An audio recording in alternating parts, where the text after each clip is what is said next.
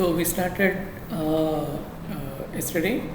Okay, and we discussed a little bit about the keywords that we should understand, and we should know about earthquake and how it is interpreted, and what are fault lines and what are different types of faults that we can observe, and how it impacts the the surface. And also we said the energy is transferred because of the earthquake, and that energy can be understood in two ways. One is called the body waves, and the other one is the surface waves.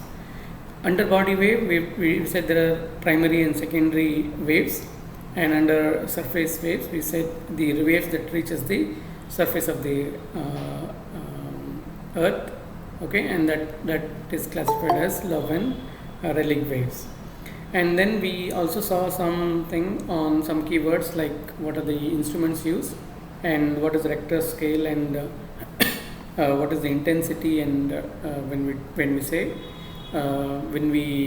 say a earthquake of 4 or earthquake of 5, and so on and so forth. And then we said how different substructure or the soil characteristics responds to behave in case of earthquake, all that we saw. And then we said apart from earthquake will lead to some other disasters. Okay, and we just listed out what are those things, all that. And then we went about seeing how India is vulnerable to disaster, particularly with respect to earthquake, and how National Building Code takes into this consideration when it recommends certain guidelines for building. Okay, the building has to be so and so, the structure has to be of so and so quality, and required number of codes are mentioned. So how the entire country is divided into different zones, and what are the parameters they have used. We have just went about seeing what are the parameters used, and finally how they arrive at different zones for the entire country. Yeah, and now I would like to take this discussion further. In the I think in the second unit we did discuss about wind, right? And we said there are three types of loads that impact a building. One is wind load, and the other one is the seismic load, and other one the dead loads that we talk about, right? So when it comes to the seismic load, okay, the structure has to be designed in such a way that it can take the shock of the seismic wave. Okay, so which is slightly different from the wind load that we have discussed earlier, and we know about it a little bit. Yeah, so dynamic actions are caused by buildings by both wind and earthquake. Okay, but design for wind force and earthquake is are different actually. Yeah, so theoretically what happens is there will be uniform, not uniform. This is a gradient. We have seen this, right? We have building, and then we saw gradient pressure hitting the building, right? There is a gradual increase in the force of wind that can be felt in the building. Okay, so however the load that we are talking about here due to earthquake, that is the seismic load, is different. The structure has to be designed to withstand this particular load. However, the earthquake design, in earthquake design, the building is subject to random motion of grounds, which is not common, which is not the case in case of wind. Okay, so this is one thing. So I have put some images here. This again, all these references which which I'm discussing now, is all taken from National Building Code. Okay, so we don't have to look for any other references. National Building Code is more than sufficient for us to understand these basic concepts and what we should do about it as well. Okay, so we have two different images here. One, this is the earthquake ground movement at the base, how it is felt when it comes to building, and constant pressure of wind load that will impact the building. Okay, so suppose when we design buildings for wind load, okay, this is the gradual increase in pressure that we consider in terms of building. Okay, so as we raise up, as we go up, the wind velocity increases and higher pressure is felt on the upper floors. Okay, and in the lower floors, because of the obstructions and because of adjacent buildings and other things, the wind pressure, the gradient is lower in the lower floors. So there is some uniformity in the force for which the building is designed. However, in case of earthquake, okay, the wind, the force is not uniform. Okay, so it is you can see this as well. The nature of temporal variation in design actions. Okay, earthquake, ground motion in zero mean cycle, wind pressure and non-zero mean. How the force or how the energy is absorbed in terms of building. Okay, so there will be a sudden increase or sudden impact of energy that the building has to take. Okay, whereas in case of the wind, it is a constant impact of load that is manageable. Okay, however, in case of the earthquake, that's not the case. So the building has to withstand sudden impact or sudden release of energy due to earthquake. So what are the things that we should consider because of this? Okay, the mass of the building being designed controls seismic design in addition to the building stiffness, because earthquake induces inertia forces that are proportional to the building mass. Therefore, traditional earthquake resistant design philosophies require that normal building should be resistible, should resist earthquake. Okay, and normally when we say that buildings are earthquake resistance, that doesn't mean that it can withstand the earthquake as such. Okay, from collapsing and so on and so forth. If you remember, we have said this in the beginning also. The response for disaster is not always to safeguard the physical structure and so on and so forth. The primary intention is to save the life. Okay, so how we can prolong the collapse of building in case of such disaster, so that people can be evacuated. Okay, so there are different stages or different measures mentioned in the code. Okay, so that can be those steps can be taken to strengthen the building. So first one is major shaking or with no damage to structural and non-structural elements. This is one thing. All three are there. Okay, first one is major shaking due to shaking with no damage or to structural and non-structural elements. The second one is due to moderate shaking and due to severe shaking. Okay, so how the building has to be designed to withstand all these three criteria is what we'll be discussing now.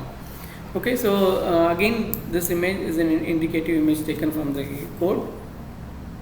It says earthquake resistant design philosophy for building, minor, frequent or hardly or no shaking, or hardly there is any damage to the building. That's how the building has to be designed. Moderate shaking, minor structural damage, and non-structural damage can occur when the intensity of earthquake is higher. Okay, severe shaking. Here again, damages to structure, but still the building will not collapse. Okay, so for example, in case of moderate shaking with minor damage to structural elements and some damage to non-structural elements. In case of severe shaking of building, damage to structural elements will be there, but no, the building will not collapse. Okay, that's the ultimate aim of designing building for earthquake resistance. Okay, so some of the aspects that is mentioned is, for example, structural damage is not acceptable under design force. Okay, when we compare this with the when we compare the seismic load with the wind load design calculation, in case of wind, it is designed in such a way that because of wind the structure does not get impacted. Okay, so it has to withstand the wind. However, in case of designing against earthquake, the effect is called earthquake resistant design, and it is not an earthquake proof design. So that means even if damage occurs, that's fine, but we will have time enough time to evacuate people or for public to come out of the building.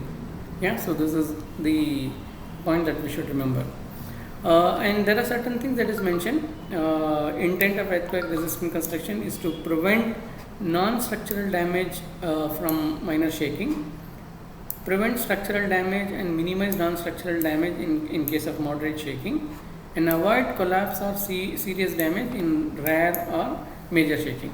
Okay, some word is repeatedly coming, which is non-structural element. Okay, so what is this non-structural element? For example, in this case, this itself is self-explanatory. We have column and beam, which is a part of structural element.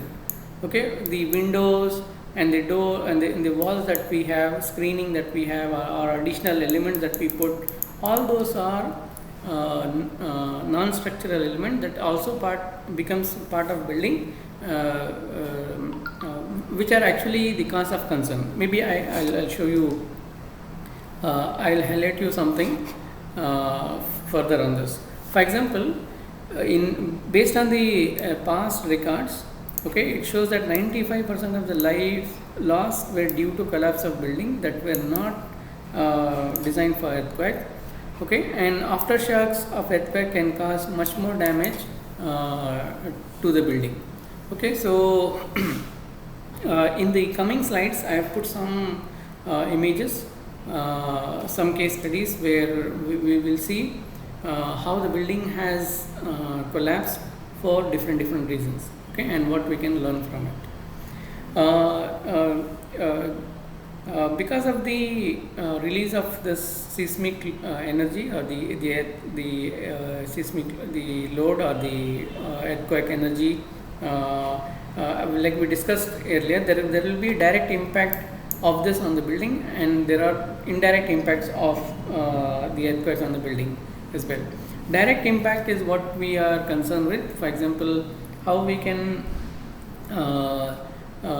make the building stable to following these criteria. Okay, at least even in case of severe earthquake or severe shaking, the building has to withstand.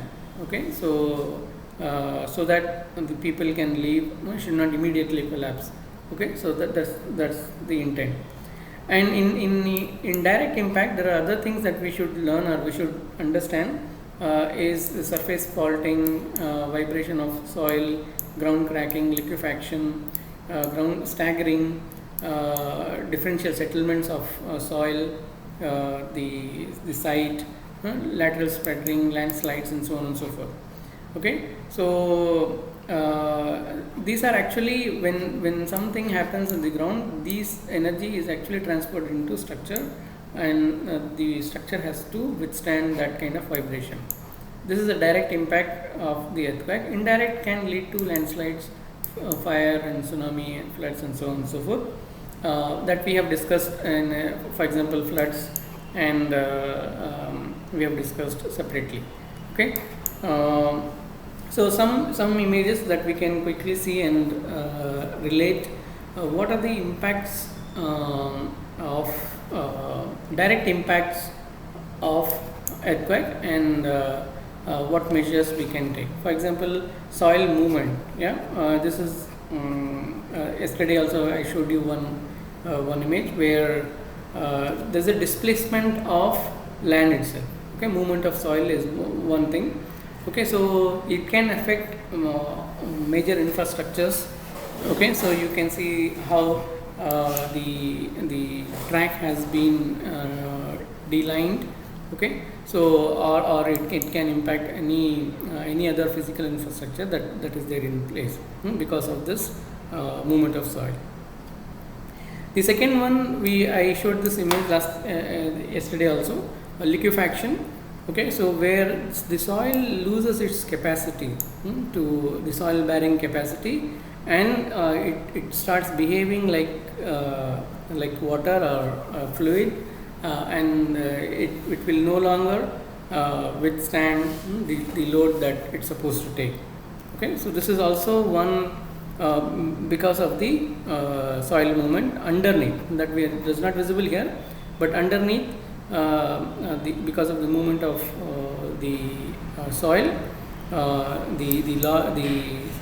this particular land or this particular surface loses its capacity to withstand this particular building. Okay, the concept is called liquefaction. Kindly remember this word. Probably when you read something, you should be in a position to relate what is liquefaction is. And other things related to soil settlement. This is one image. You can see more closer image. The building is actually elevated. It's not elevated. Actually, the soil has subsided. Okay. Actually, the soil has subsided up to 0.5 meters because of this displacement. Okay. So this is also a cause of concern. Now you can see the steps which is attached to the beam, plinth beam, and you can see the variation, the settlement of soil. Okay, and this is actually taken from a case studies which says that up to 0.5 meter of soil has settled down. Okay, although the structure remain intact. Okay, but in this case, but the soil has subsided by 0.5 meters. Okay, there could be damages to the lifelines, like for example the road infrastructure, the bridges and so on and so forth. Okay, so if that particular soil movement occurs where we have the piers for these bridges, okay, that will have an impact on that as well. And also we have seen there are because of the movement there are in certain places where fishes have been found where you can see deep fishes, and that is also that could also be one of the resultants of the earthquake. And fortunately, if this happens in open ground or in non-habitable space, that's fine. For example, if that happens in any infrastructure lines, as we have seen here, or if it happens in any settlement area, then you can imagine the kind of impact that will that will leave on the structures. Okay, like we discussed, when something happens in the ground, the energy is actually transferred into the structures. Okay, so the structure has to withstand this shaking, and many a times it fails because of poor detailing of the substructures. Okay. And in some cases, they have observed that the mud has mud has settled on the surface of the floors as well.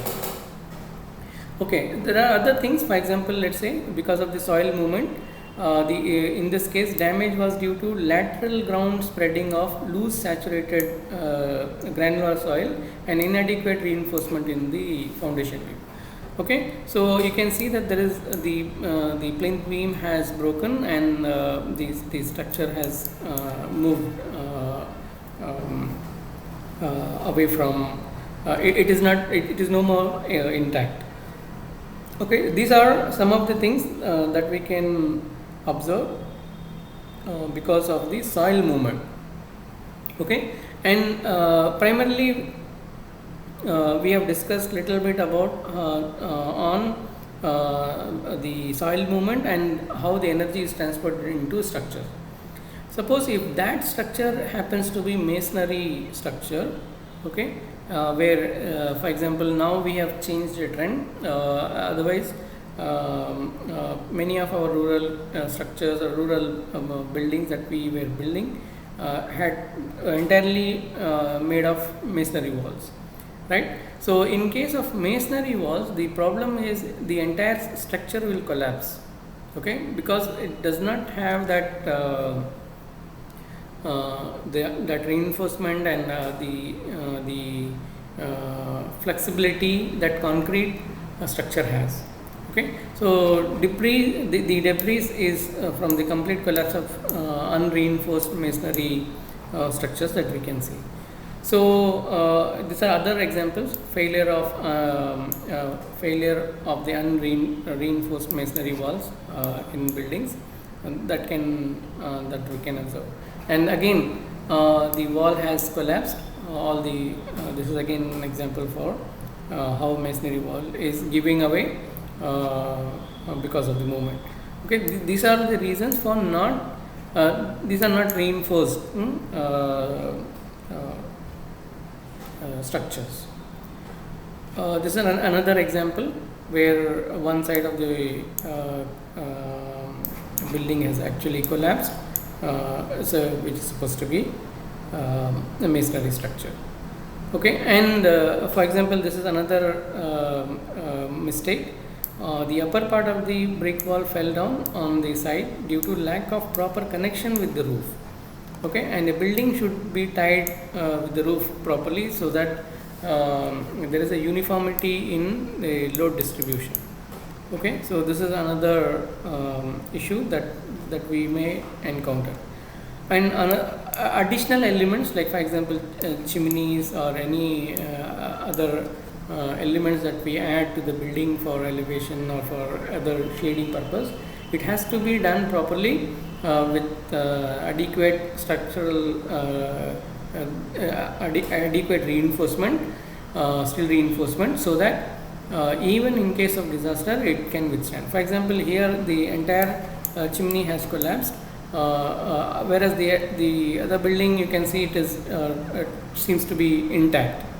Okay, since it will behave like as a standalone element. Okay, so there is a high chances that this will lead to more problems. Other things, these structural elements fell down because of the inadequate connections, emphasizing the importance of properly laying together all the building elements. Okay, tying, how it has to be tied, the detailing has to be done properly. Okay, this unit again here, this the case study says this is supposed to be a staircase separately as a tower that alone has fallen. Okay, so it could not withstand, and that which is supposed to be attached to the part of the building has collapsed. And again, so these are some of the examples for masonry structures. If it is not tied properly, and if it is not done properly, it will behave in different way. That needs to be addressed. And the same applies for wooden structures as well. Okay, so importance of lateral bracing. Okay, lateral bracing, I hope you understand. We need to have horizontal, not only the vertical structural element, we should also need the horizontal tie. Okay, now in fact I'll also highlight cross bracing is encouraged wherever it is possible, because this is supposed to be more effective structure than soft columns like this. Okay, so even this can occur in the concrete structure as well. For example, the central column, which is in spiral, which has which remain intact.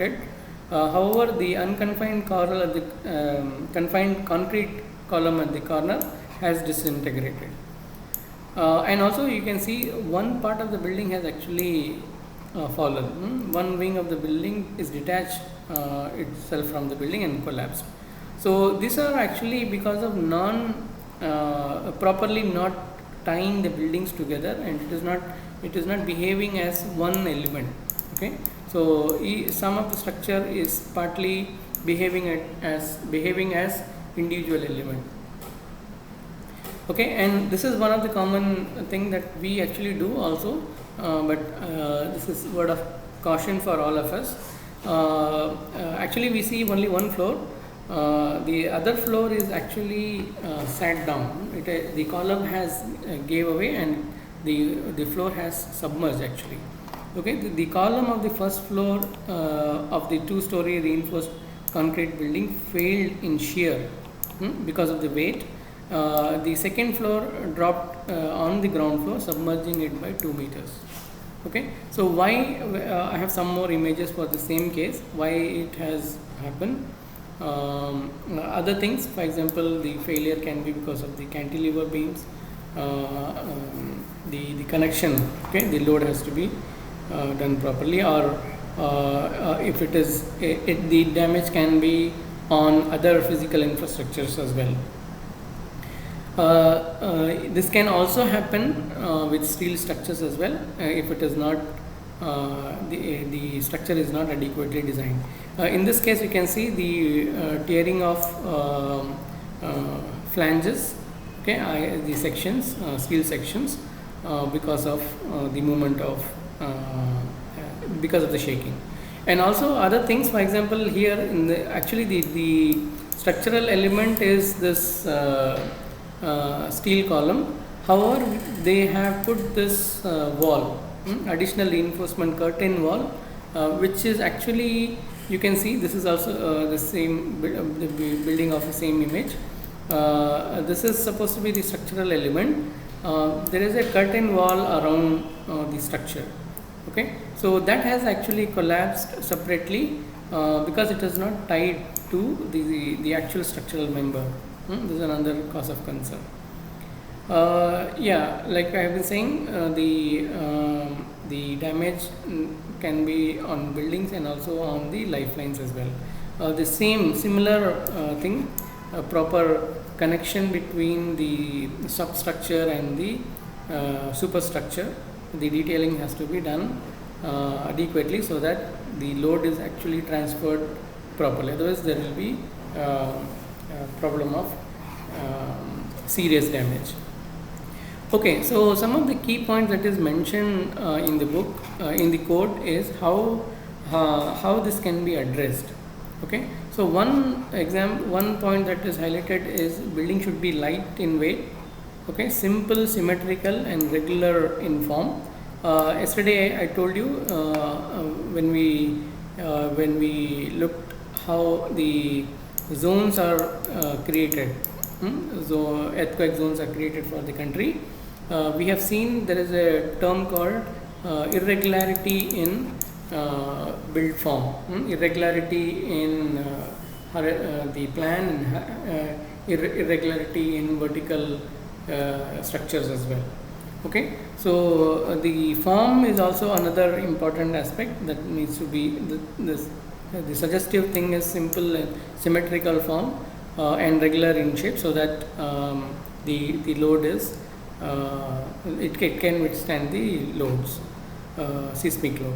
Uniform and continuous distribution of mass, stiffness, strength and ductility. Okay, and we will see what is it. I'll try to explain it with some image. Okay, how there needs to be a uniformity in load transfer as well. Okay, where one side should not be heavier than the other, and so on and so forth. Avoiding cantilever structures, these are very prone to earthquake. Non-structural elements, okay, this has to be separately taken care, because the failure of non-structural element can also lead to serious and severe damages as well. Okay, so for example, making the building light, for example, in this case, damage to wooden houses due to heavy roof. The building has collapsed because of the heavy load that is seen on the roofing element. Okay, this column has collapsed because of the shear weight. Same example, similar problem can be seen here as well. The building has collapsed because it could not take the heavy load that is piled up on that. Other thing is, for example, we do this every time. Whatever floor remaining that we have, we just say that we're going to have terrace gardening there. Okay, so any structure with any such ideas should definitely be compensated with proper structure. Otherwise, there will be a series of problems that we may encounter. Okay, for example, this is the section of this particular terrace gardening, where you can see that because of the weight, the entire garden has collapsed. Okay, further detail you can see, this is the same image. You can see the thickness of soil that has been put for cultivating some, maybe it may be for grass or it may be for some landscape, but you can see the kind of thickness of soil that is used, and the kind of structure that has been created, and it gave away because of the shear force, because of the load, heavy load that has encountered, that the structure has encountered. Okay, and that was about the creating light buildings. Okay, other thing is about creating symmetrical and regular shaped buildings. For example, in this case, if you have a regular building, the torsional force, okay, the other thing that we should, the rotational force, probably you must have heard this word in the physics, right? The rotational force is the impact of that on regular building is less when we compare with, for example, a building of this nature. Okay, so that's why the code recommends that the building has to be regular, so that the torsional force is minimized. Some example where the building has collapsed because of torsional force. For example, this is again the significant lateral displacement due to torsional rotation of upper part of the building. These columns have could not withstand and it gave up. And you can see how the force has been. Okay, so here what they have pointed out in the case study is, although you can see heavy reinforcement, okay, but the lateral reinforcements are weak. That's what they have identified. The lateral reinforcement means the tie bars. Okay, we have tie bars as well, right? These tie bars are not sufficiently reinforced, and that could the case study points out that could be one of the reasons why the building has collapsed due to this torsional movement. Third point, that is this uniform and continuous distribution of load, mass, stiffness, and strength and ductility is also another criteria that we should keep in mind when we design buildings. The load should not be distributed on one side. Okay, so this is one example. A two-story reinforced concrete frame building suffered significant lateral displacement, and normally we make buildings like this, right? If you any apartments, if you see, you say that these are soft stories. Okay, I hope you have learned about it in structures. These are called soft stories, and these are actually vulnerable to earthquake. So how this has to be done? Okay, proper lateral ties has to be done. Otherwise, this will act as a soft story, and this will be a cause of concern for us. Same problem, lateral displacement. If you can see that actually the building is intact. Okay. However, these soft floors, the soft structure has given up because of the lateral displacement. Same example, here in this case you can see the reinforcement is here, but it is actually not tied up properly, or it's not merged properly with the other the reinforcement that you can see here. The same example, the soft. So all these things are example for. Of course, it is a technically lateral displacement. These are actually called soft stories. Okay, so where all the columns have collapsed. This again, if you remember, this the same case study where because of failure of the columns, the second floor actually has sat on the ground. Because of, you can see a two-story reinforced concrete building with structural system.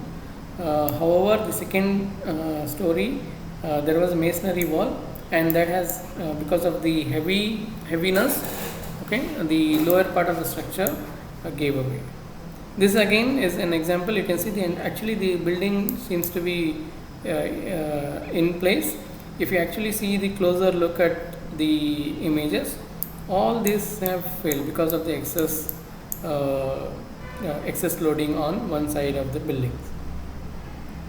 The same problem, this is another point, sorry, this is the fourth point that is highlighted, that is non-structural element should also be integrated with the structural element. Okay, sometimes maybe the structural element will remain.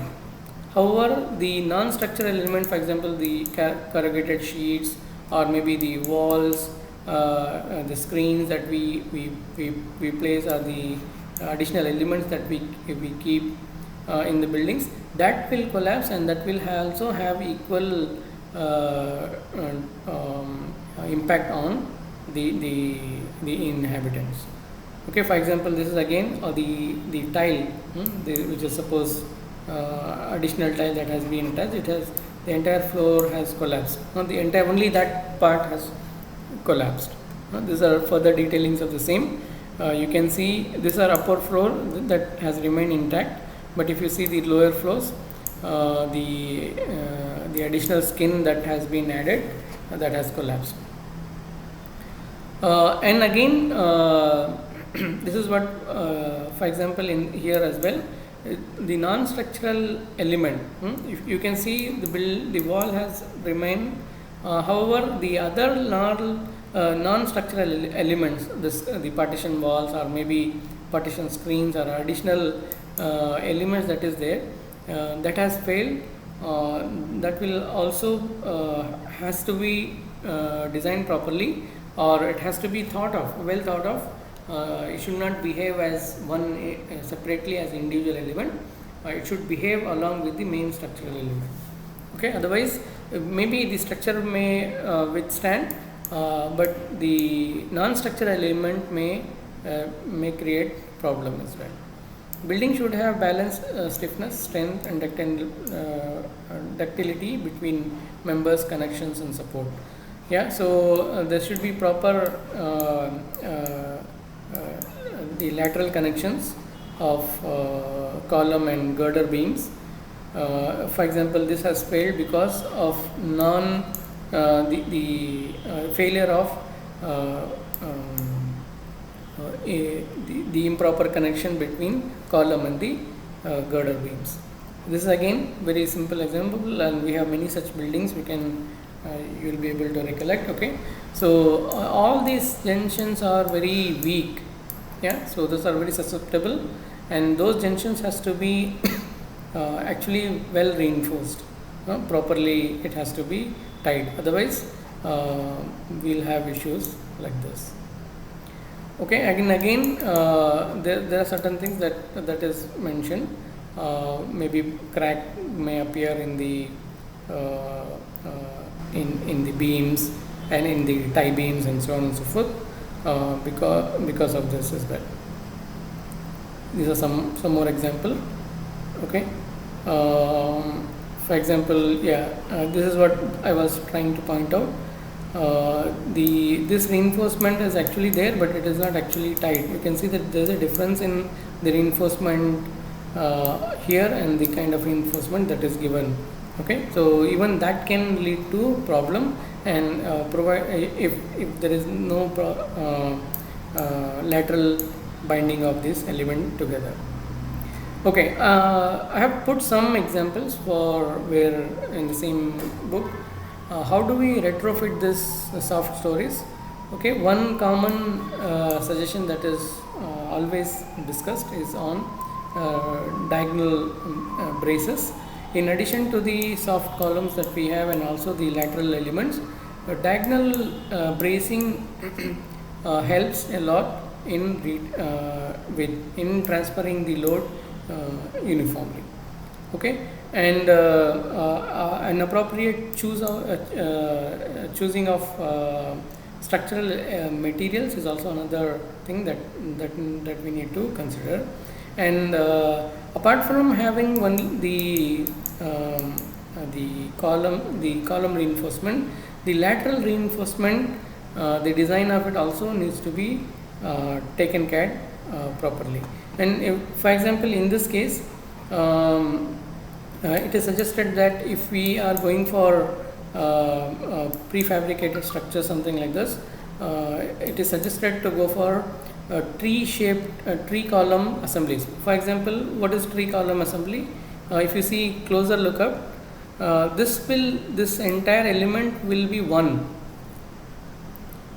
Instead of image, you can see this image. Let me show this.